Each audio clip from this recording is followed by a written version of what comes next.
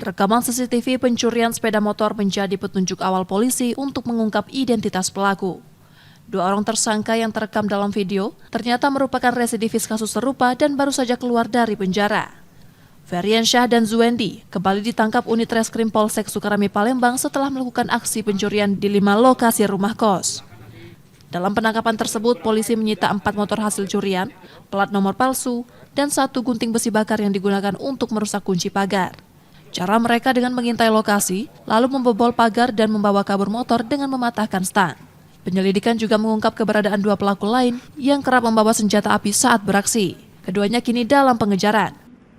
Jadi dari pengakuan masih kita dalami, saat ini ada 5 TKP yang sudah terdeteksi, tapi masih kita dalami lagi, kemungkinan akan kita kembang kembali dan patut kita duga lebih dari 5. Iya, Bang. Kemudian dari 4 orang pelaku, 2 orang sudah berhasil kita amankan dan 2 orang masih DPO, masih dalam pengejaran kita.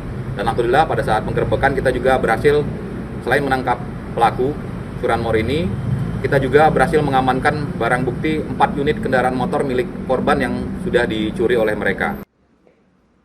Polisi masih mendalami kemungkinan keterlibatan para tersangka dalam kasus serupa di lokasi lain.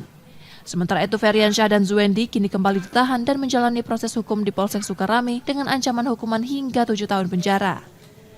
Reski Oktora, Muklas Diferensial, Kompas TV, Palembang, Sumatera Selatan.